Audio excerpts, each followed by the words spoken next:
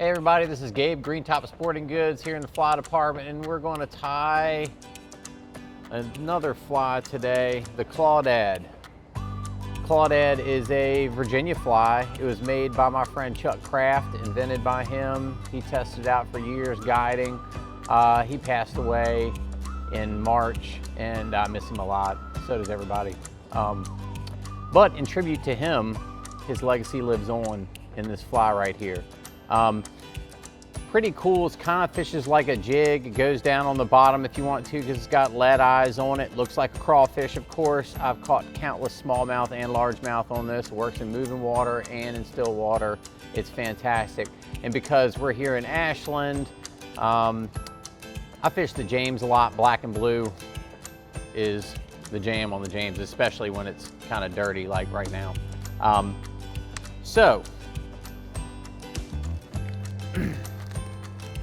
Start with the hook, use these mustads, the old number being the 9672. We're gonna do a size 2 today, which is kind of a little bit heavier. They come 6, 4, and 2, and then there's an extra large. Some people even use for actual jigs in spin fishing as a trailer, which is pretty neat. But we're gonna be doing a size 2. That's what I use on the James. This was the preferred hook for Chuck. It's a 4X long hook, and there's several size 2s in this series, but this is the one. All you need is some round rubber legs. We'll talk about those a little bit more in a second. Some medium black chenille, exactly what you use for black woolly buggers. Large lead eyes. I got plain ones. Chuck would paint his eyes. I do that too, but I'm not gonna do that today. And the tails, very important. You can get these from Eastern Trophies. William Hrisniak, really cool guy, but I deal with him and get these in the store. He sells the CK baitfish tails, these tails, the Helgramite tails, curly tails, all kinds of stuff. So I'm just getting my materials open. It's not a difficult fly to tie, but everything is about the proportions. Some of the most simple flies that you can learn how to tie all deal with proportion, meaning where everything is tied on and how it's supposed to look, how it's tied on. Clouser minnow would be another good example of proportions being everything. Anybody can tie bucktail on the hook, but to make it look like Tommy Mattioli's, the proportion has to be right on. And also Bob Clouser, personal hero of mine. So, got the hook in the vise, and first thing we're gonna do is make myself a starting wrap and tie on the large dumbbell eye. I'm gonna go right, almost an eye length behind the eye of the hook. And I'll show you what I'm saying there. So we're gonna do a crisscross wrap there, and then I do this little figure 8 thing and all this mess to get it on there. Make sure that eye does not come off. I'll put a little drop of Zap-A-Gap on there too when I'm done with this. That looks good.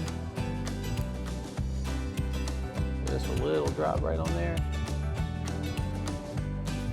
Zap-A-Gap Z-Mint, it's the bomb. So, eyes are on. Next thing we're gonna do is put our chenille on. I tie it across the whole shank of the hook, going across just to give it a little bit of bulk.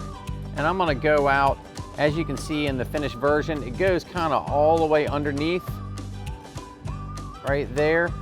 So we're gonna make sure it goes back just till where it starts curving right here. All right, and then I'm gonna put my thread wrapped forward to about where I want it to be in the next shot. I'm gonna turn it over a little bit, reposition, and then we wrap. I'm sort of wrapping a little bit on top of each other, a little bit not, so that we have plenty of body. So it looks right proportionately. And I'm gonna go, since we're talking about that, just ahead, let's tie that up, of where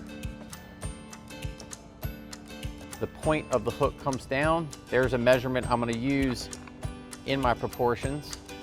And now we're ready to put the claw on. I got the blue claw. Slide it down on there. And this is where we tie it down. So let's get this out of the way. Do a little wrap down on the claw. Make sure that everything is nice and straight. And wrap back towards the eye, towards the point of the hook. And I'm kind of right in front of it. That looks good. And I want to make quite a few wraps here to make sure that thing is secured really well. I'm using 210 denier black flat wax thread. That's my thread of choice for a lot of things if you tie a little bit bigger flies. And we are there. So let's go back and wrap forward. We'll put 1 or 2 wraps right over top of that tail. I'm gonna wrap forward. Looks like my eye got a little crooky. So I'm gonna put some more wraps on it to make sure that she is on there good and tight. Put a little bit of pressure on it.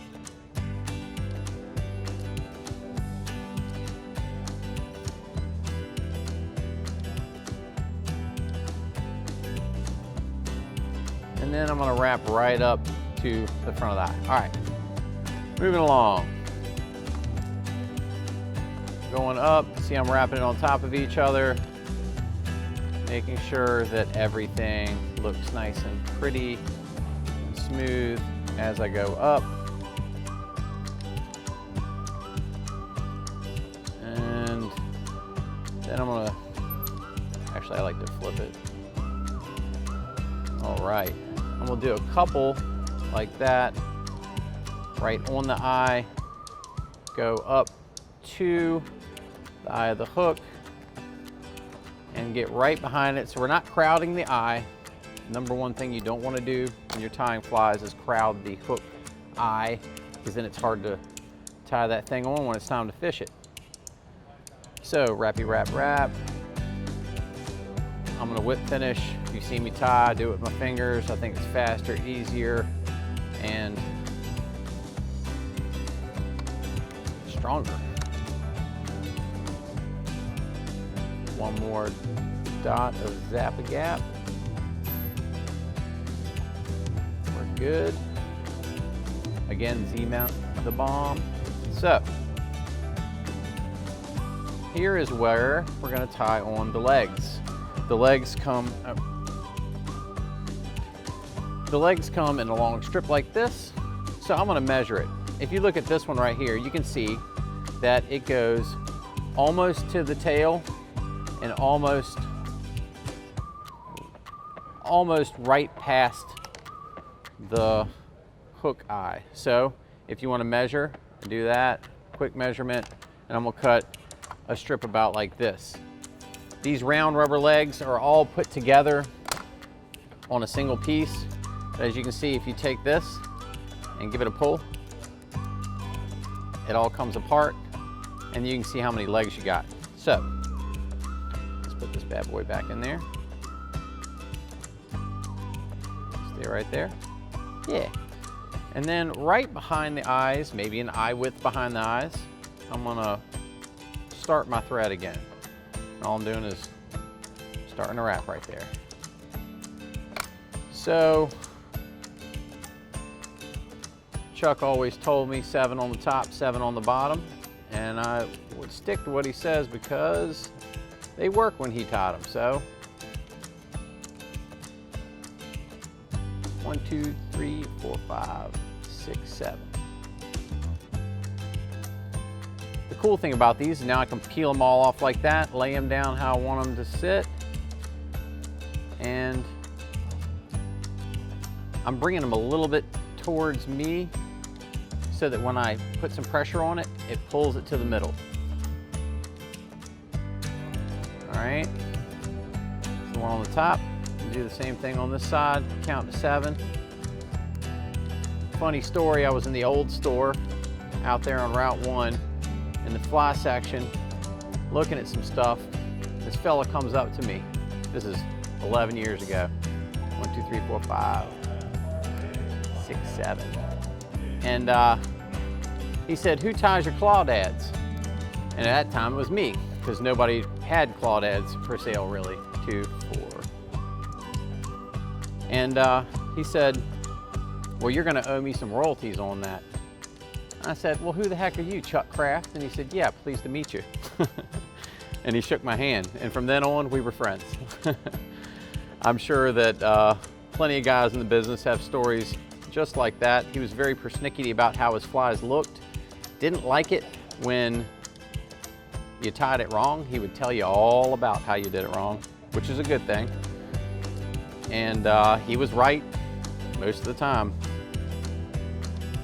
We stayed friends after that a long time. Really cool guy. So now that I got it on the bottom, I'm going to put a couple more wraps, just holding it where it's supposed to go. Here's the cool thing about this section. Look how I got the, I've got one side kind of a little bit longer than the other. Well, I haven't tied that knot yet, so I'm gonna give it a little bit of a pull and get it out to where they're both where they need to be. That looks nice.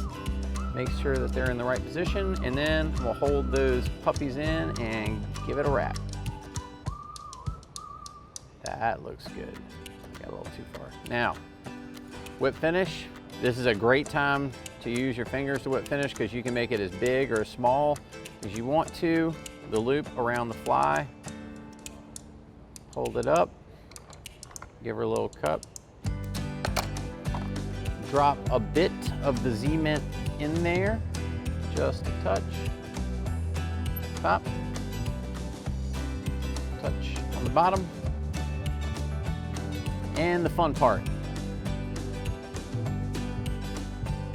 Hold this and snap it. Snap it. Look at those things popping loose. Looks really good. Snap this side.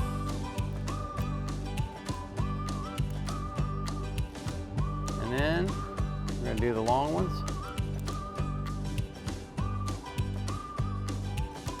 Oh, that looks great. Same thing on this side.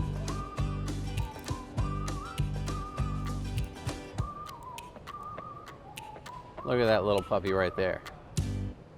So, the Clawdad is complete. Go right here. Hard to tell it. There you go. That looks good. So normally I use a 7 weight when I'm smallmouth fishing. That works really well to the medium size Clawdads. When you get to the large one like we just tied, has large dumbbell eyes on it, she gets a little bit boingy on the rod. So I use an 8. But here's a tip that Chuck gave me that works really well and made me catch a lot of fish. So you can do your regular stripping with the Clawdads. You can strip them slow. You can give them little things like this, but the thing that always worked the best is the first thing he told me. Pull it back slow, and when you get here, dump it. And wait, let it fall, and then do the same thing. Pull it back slow, and then jerk it and dump it. And that has caught me more smallmouth with the Clawdad than anything else I've done. Thanks, Chuck.